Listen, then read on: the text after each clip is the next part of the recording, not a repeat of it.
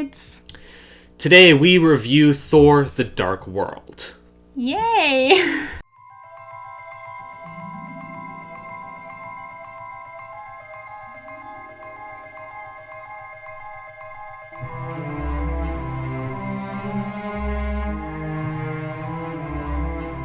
Before we get into the review, thank you to all of those of you who have already subscribed to this channel.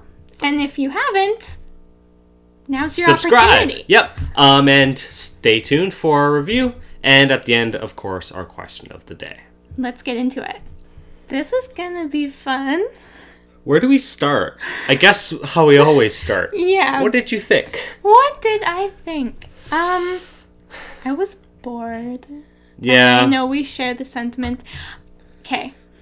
I watched this movie so many times when I was like 14 or 15, and it was mostly because I had a crush on Thor and Loki. For good reason. And and so I watched it so many times. And now Yeah. You'll see. There's a lot. So a couple things I'll say right off the bat that don't really have anything to do with the movie specifically. One of the things is, as we've been reviewing, we've kind of found that if we come in with the expectation the movie's going to be bad or good, we tend to focus on that aspect more than the other one. So for Thor, for example, we're expecting it not to be good. We found more bad things with it than we thought we would. Captain America going in, we thought it was going to be good. We found more good things about it. Actually, Captain America going in, I was... Except for me. Okay. But that being said... I think, though, that we're really starting to get the hang of balancing our expectations going in, and there have been a few surprises along the way. Definitely. Like, Incredible Hulk was better than we expected. Yeah. For me, Captain America was better than expected. Yeah. For me, Avengers was worse than I expected, and Naomi's had some of those as well, where there have been movies that were better or worse than she expected. It's been really interesting, actually, because, we've seen... all, except for The Incredible Hulk, all of these movies before. And so you do kind of come at it with a little bit of a prejudice, whether you have seen it or you haven't, but especially if you have. And so it's just been interesting to take on a different lens. Yeah, exactly. And then the one other thing that I was going to mention is this will be the last movie that we'll say is not good from the MCU. We promise! Every single other one from now on is probably going to get a good review or a middle-of-the-road review. I don't anticipate any more bashing of a movie. Really horrible. So, if you guys are tired of the negativity, it's going to stop now. After this review. Being said... a little negativity is a bit fun. It is. But, so, yes. That being said, with the other movies coming up, we will nitpick here and there, right? But this will be one of the last ones where we just absolutely rip a movie to shreds, except for maybe Captain Marvel, because we hate her. I'm going to give her a much better review than you will, I think. Yeah, I'm sure. I'll rip her to shreds. I'll let you do that. Okay, so, getting into the film now. Overall impression was they took things that was good or that they thought was good from the last film and did it again. Yeah. It felt very repetitive, and that's not good, especially when you're basing it off of a movie that wasn't good in the first place. And then a bunch of missed opportunities. They had a lot of ways that they could have made this better, and they didn't take advantage. Yep, completely agree with you there, and I think most of those things we'll run through as we run through the review. So best moment for me was Loki's reaction when he learned that his mother had died. Yeah. I feel like that shows a lot about who Loki really is on the inside, that he can care deeply for people. We see that in Endgame where he spares Thor's life. Mm-hmm. He would not, none of us would expect he would have done that in these first couple movies that we see. But by the end, we're like, oh man, Loki cares for Thor, even if he doesn't want to admit it. Yeah. He doesn't want to admit that he doesn't care for his mother. We see that in the beginning of this movie. But once we find out that Loki's mother is dead and we see him sitting there all disheveled, he's been throwing things around his cell, and then he makes an illusion that he doesn't want anyone else to see that he's in such despair, depression. Really? That shows a lot about who he is, that he cares a lot about people and he doesn't want anyone else to know about that. Yeah. And that's what I liked about it. It was the only good character moment in this film, and it was a great character moment in this film. Loki in this film is awesome. Loki's always awesome. He's awesome. That was my favorite moment, too. Oh, look at that. We got some agreement. Do you have anything else to say about that? Anything to add? I think, no, most of what I have to say about it will tie in at some point to other things. But completely agree 100%. It's the only strong character moment, and it really builds up his character, and we see how that shapes him as he moves forward in other movies. Anything else that you liked about the movie? I have 2 highlights. Two highlights. Loki, and to a lesser degree, Darcy. I have them down as well. Loki and Darcy. I didn't like Darcy in the original Thor because I felt that her humor was based off of how dumb she was. In this movie, she is very quippy. And quippy means that you're smart. Okay? You're witty. Witty. Then that takes a somewhat of a level of an IQ. Mm-hmm. Tony Stark does that. He's a genius. Ant-Man is smart in his own right. Same with Star-Lord. So therefore their humor is funny because they're basing it off of some sort of thing that the audience is like, oh, I get it. Yeah. I get what you did there. Yeah. In the first movie, Darcy doesn't really do that. She's just dumb. In this movie, she is a little bit more of a smart aleck. Yeah. And that makes her funny. Which is fun. And then obviously Loki, best character by far. Every time he's on screen, he steals the show. The other thing that I liked was the Thor and Loki trick scene when they go to Svartalheim to try and coax the ether out and go. That moment. When I first saw it, actually tricked me. Yeah. I thought Loki was betraying Thor and legit cut off his arm. I was kind of terrified because I was like, no, his beautiful arm! Yeah. But then it turned out that Loki was actually in on it the whole time. But then he had his own scheme at the end that he was going to fake his death. But it was very interesting. If the viewer can be surprised in a good way, it's a good moment, and that's what I have it well. Down. And then the other thing I like was Loki's impersonation of Captain America and a couple of the other characters, and the whole escape scene. Loki was hilarious in that entire segment of this movie, and so I have that down as another good thing. Loki stole the show in terms of humor in this movie as well. Yeah. Yeah, he's the only thing that redeems this movie, I would argue. Well, it doesn't redeem it. No, that could have. That could have. Redeems this but it doesn't. But not quite. Okay. Best action scene, none. I didn't like any of the action in this movie. Plain and simple. It was all, like, cut and paste from every single movie ever. Boom, here you go. I agree with you on that. Enjoy the plain, boring action. Yeah. There was nothing unique. Exciting. At unique. All. Different. Even though it should be exciting, unique, and different because it's Asgard. Yeah, you would imagine. But they didn't deliver, so no good action scenes in this movie for me. Moving on to favorite quote. Hope we have different ones. Okay. So mine is from the moment Loki faked his death and he says, "I didn't do it for him." Okay. That's my favorite quote because there's multiple layers to that. You could take it to mean he didn't do it for Odin, but he did it for Thor, which is, I think, the most common interpretation. Another interpretation that I kind of like is he didn't do it for Odin, he did it for Frigga. Because that the monster thing that he killed is the one that had killed Frigga. Yeah. So that's deep. Thank you. Yeah. Mine doesn't go as deep. It is, I can feel the righteousness surging. Would you like to have a rousing discussion about truth? Honor, patriotism. That was hilarious. It's great. Yeah. Enough said. That's funny. For Cap. Exactly. Okay. Character. It's no surprise. It's Loki. Loki's our favorite 100%. Character. Like, by far. Yeah, he's hilarious. Not even a contest. He has deeper moments as well. He steals the show whenever he's on screen. He's the only actual character. Everyone else is like a cardboard cutout just walking around.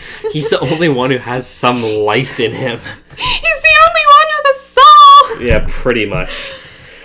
Man. Yeah, okay. Okay, moving on from character. Theme. What do we got? A big question mark. Family? I have light overcomes darkness. That's good. That's deep. The whole ether thing covering the world in darkness, and then Thor with his Asgard light comes through and that ties into the point that I took from this movie. So yeah. I mean, good stuff. You can tell how it's really hard to review films you don't like. It is. because you want to look for things that are good, and it's very hard to find them. Honestly, if anyone watching this loves The Dark World, which I'm sure there's some of you out there, please comment and tell me why you love it. I genuinely want to know, besides Loki, because we're all there for that. Yeah.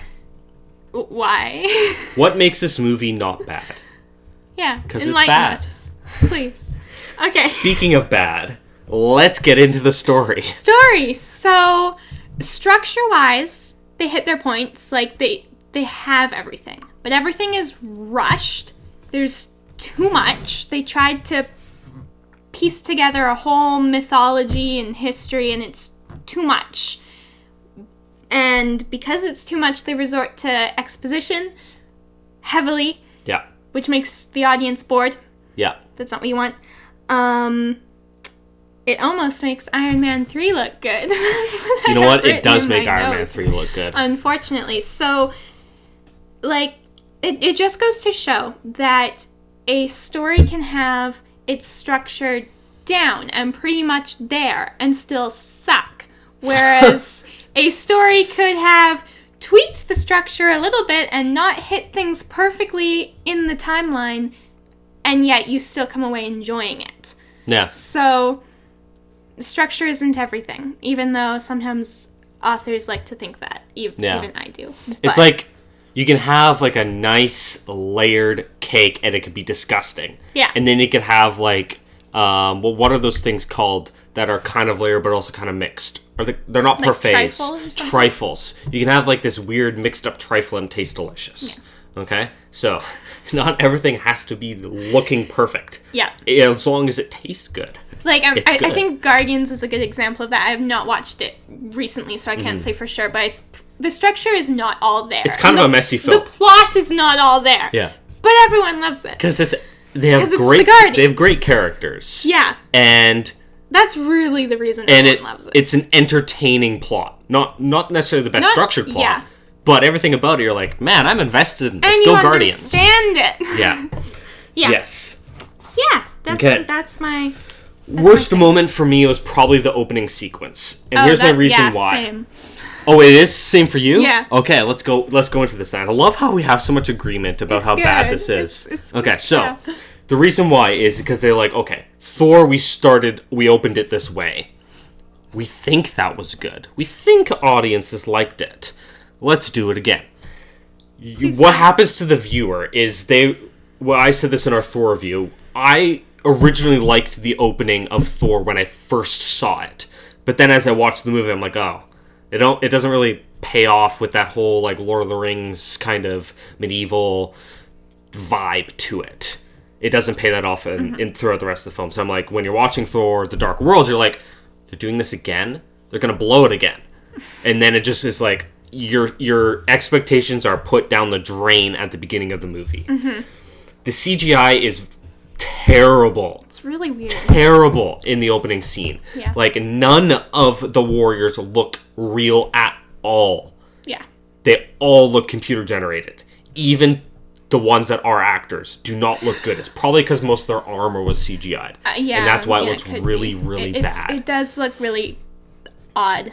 The other thing is, even though Odin's narrating over top of this, you don't really get what's happening. No. There's these elves, and there's Asgard, and they're fighting. Why? We kind of know it has something to do with the ether, and something about the ether going skybeam and destroying everything. Eternal darkness, and blah, blah, blah. Blah, blah, blah. You start to tune it out a little bit. And then some of the things that even Odin says in his narration, like, when we took the ether away, the Dark Elves couldn't fight anymore. Like, they couldn't stand. We didn't see them using the ether at all in the battle. So once it's taken away, why do they lose? Yeah. That makes zero sense. Yeah, they took away the thing that they were trying to achieve, but that they weren't actively using it in battle. They should have been able to efficiently fight without it. It would be different if they killed the leader. What's his face? Malekith. If they killed him, that would have made sense. They're like, oh, they're leaderless. They're scattered. They're done. They didn't do that. They just took away something that they were trying to use separately from the battle, although the battle is kind of a thing to keep Asgard away from it. And tying back into the whole repetition thing, they took the casket thing from the frost giants. Yeah. And now they take this thing from the dark elves, and it's like, be a little creative, Yeah. maybe. What else do I have? About the opening. About the opening scene. Oh, them taking away the ether and putting it away where no one can find it. You didn't do a good job. We know you sucked. Somebody's gonna find it when you say something like that. We'll get into other things about the ether later. Yeah. And I wish I had like some sort of solution to offer as to like, this is how they could have done that opening scene better, but they should have just not had that specific scene. They should have started with something else. The better way to open a movie is not that. Yeah. Sorry. All the other Marvel movies did better than this one at an opening scene. Yeah. So and you can do it. It's not hard. Yeah, but I didn't, like you said, I didn't particularly like the opening for Thor either. The whole talking to his kids. Actually, I have a thought about that, but that's probably more of a theory video than a review. So that could be a thing sometime. Okay. So let's jump into the problems. You have more written down than I do, because I didn't want to dwell too much on all this negative stuff. I just wanted to get this done and over with, because I don't like talking about this movie. We can skim. So what I was going to do is, I think we have some of the same things. Probably. So if I can go first and hit all of mine pretty quickly, and then you can cover yours after that I didn't cover, and they'll offer commentary back and forth on things that we're kind of covering about the same. Sounds good. Sounds good? Okay. So first one is CGI. CGI is not good in any battle whatsoever. A lot of things look fake. I understand that you have a budget. I understand that you have limited time. I don't think that's an excuse when you look at other movies in the MCU, especially ones that are in around this time frame, and the CGI is good. Yeah. That's no excuse. Okay? Do better. Okay? Just do better. Do better! Every single character, except for Loki and Darcy, feel like a cardboard cutout of bland toothpaste. I know that analogy makes zero sense, but these characters made zero sense. So there you go. All the other characters sucked. The relationship between Thor and Jane sucked. Mm-hmm. It is by far the worst on-screen relationship in the MCU, and I'd probably even say one of the worst on-screen relationships I've seen in any movie. The actors I know one that could beat it. Really? What is it? Can you guess? No? Anakin and Padme. Oh, Anakin and Padme. Okay. Yes. Every single Star Wars relationship, except for Han and Leia, suck. Okay, continue. Their kiss in this movie, and their kiss in Thor, is probably one of the worst on-screen kiss I've seen in my life. They do not make kissing look good. It's supposed to look good, and they don't. It looks sloppy and gross. I can't argue with that. I want to, They look like two seals fighting over a grape. It's disgusting. It's really weird. The end fight scene, even though it supposedly had stakes, doesn't feel like it has stakes. Yeah. The whole, Selvig and the sidekick stuff where they're using the thingies to cause portals and such, it doesn't really explain much. They just say, oh, these things can cause the anomalies. Cool. Let's use it. Why does it work? Yeah. You say it works. Why does it work? I've said this before in a lot of other reviews. Don't just tell me it does something or can do something. Or don't just show me. Tell me why. Explain. It doesn't take much to just explain something. Okay? Doesn't take much. See, and that's the weird thing is, something like that, they don't explain at all, and then other things they over-explain so that you don't understand. Yeah. Like the Dark Elves. Speaking of over-explaining, the exposition in this movie sucks. It's not shove good. It down our throats a little bit more. In the opening scene, they talk about the Dark Elves and the ether. They do it literally the exact same thing with when Odin's talking to Thor and Jane with a little storybook that has moving stuff on it. We don't need the exact same story twice. We didn't get it the first time. We're not going to get it the second time. Yep. Yeah. And you know what? They could have... The second exposition isn't great either, but they could have axed the first scene and just given us the storybook scene, and we would have enough to go off of about the Dark Elves. It's not great either, but... It would have been better. It would have been better. And it's almost better to, slowly get us to figure something out. Yeah. That would be the ideal way to do it. Because that gets us invested in the movie. Yeah. Because then we're like, oh, how does this tie in? Ooh, what's going to happen next? Right? Here, they're just like, here you go. Here's the stuff. Take it. Do with what you want. I don't know what to do. I don't get it. It's a lot. I'll let you talk about the ether because you have that down. I don't want to steal your thunder on that. Okay. The last thing I have is Heimdall is useless. Okay? This is the biggest problem I have with Heimdall in a lot of the appearances. Even though I love him. He's amazing. The broadsword, his whole vision thing, it's awesome. And I love Idris Elba. Great actor. He sucks at his job. He can't see Jane when she's doing the ether thingy. He can't see the ships, even though they're invisible. He should be able to at least sense them. He barely does. Walking right into Asgard. Yeah, and that's the thing when you have a character with that sort of ability, is so often in order to make your plot convenient, it's like, oh, well, he just can't see this thing. And it's like, really though? Put the extra effort in. If you need something to be able to sneak past him, put the effort in to give us a valid reason. And if I may interrupt, a good example of this would be when Vision tries to beam Falcon out of the air and hits War Machine instead. The explanation for that, like when Tony Stark was like, I don't think that was possible for you to miss. Oh, I think I was sorry to be distracted. Vision said I was distracted, and then Tony was like, I didn't know that was possible. They explain that, well, they allude to it, and we can kind of figure it out, because they planted the seeds earlier. He was distracted by Scarlet Witch. That's a good enough explanation for why Vision was bad at his job, even though he's this ultra-overpowered character. Yes, and the reason he was bad at his job is a good one, too. Yeah. I mean, we'll get into the whole Vision-Scarlet relationship later, but as far as character building, it's a good moment. It's a valid reason, whereas all you're doing by making these things sneak past Heimdall is dumbing him down and making him not the epic, cool character that we want him to be. Yeah. So, yeah. Poor job, screenwriters. Shame on you. Unfortunately so. Okay. Okay. Your turn. My biggest beef with this movie is there is no reaction from any of the characters for anything that happens, and most specifically for Frigga's death. This is what really makes them seem like cardboard cutouts, because think about it.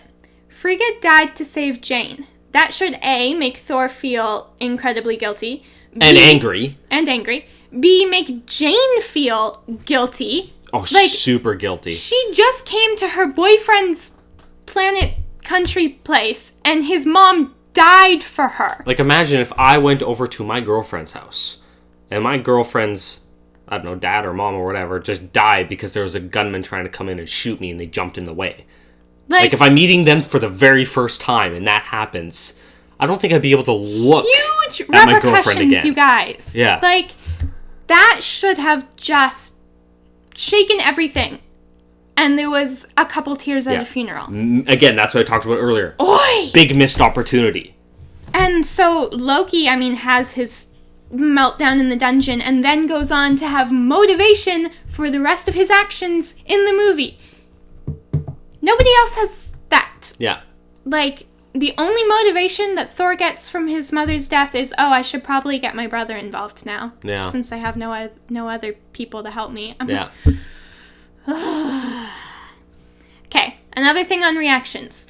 Loki's death was poorly timed and poorly executed. It could have been way more emotional if, A, there had been more reaction from Thor and Jane, other than Thor screaming, and B, if they didn't race on to the climax. I, at this point, don't care about the climax. You haven't made me care enough about these dark elves and about the stakes of the movie. I was way more invested in the stakes between Thor and Loki. Yeah. Are they going to reconcile? Are they going to be bros, or are they going to be enemies again? The death would have been way more impactful if it had happened during the climax, because then everything has built up to this tension between them, the building of their relationship, and then if he died in the climax, it would have hit a bit more and given Thor time after the fight to have a real reaction, as opposed to like, oh, my brother died, I'd better go save Earth or something. Yes, and that's a very good point in that the timing was off, because you can definitely like visualize that, and like if a real battle happened, like here on Earth, like World War I or World War II or whatever. You can totally imagine, like, troops going into battle. Their best friend dies. They don't have time for a reaction because they're fighting. Then they win. They walk back to the tents, and now they're like, now we won, it hits you. But, man, my comrade just died back there. Yeah. That would have been excellent for this movie, and they didn't do that. Way, way better. Yeah. Yeah, so there was that. We talked a little bit about Eric Selvig being insane. It didn't really make sense. It's implied that it's because Loki brainwashed him, but we never see Hawkeye have the same reaction, which... Yeah. What? Yeah. Okay, so there was that. The Dark Elves make no sense. Just briefly, totally missed opportunity for conflict between Sif and Jane. They have that one stare across the room, and you're like, oh, what's gonna happen? Is Jane gonna, fisticuffs at her? But... Sorry, Sif fisticuffs, because she knows Jane is Thor's girl. But nothing happens. I would have loved a little bit of, lover on lover and, tension there. Missed opportunity. Briefly... Thor, when he meets Jane again, says something along the lines of, I'm sorry that I didn't come to see you when I was fighting aliens in New York. He should not have to apologize for that. If I was in a relationship with a guy from space, and he came back to defend my home planet from aliens... And then had to take his brother back because he's a war criminal. And didn't stop by to say hello, I would not be upset.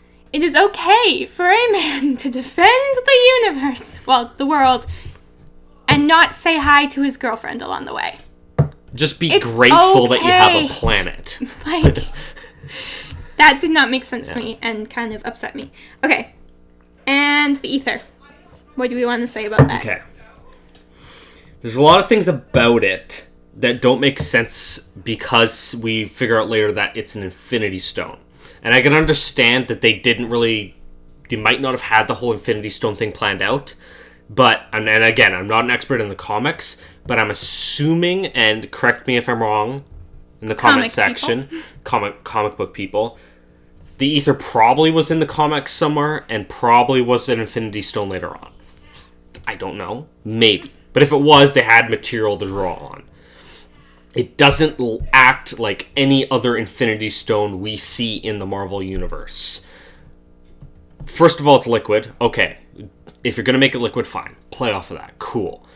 However, it doesn't have the same properties that many of the other stones do. Number one, when people touch this thing, they explode unless they have great power. Star-Lord didn't right away because he's half god, right? Then everyone else is kind of able to disperse the power evenly.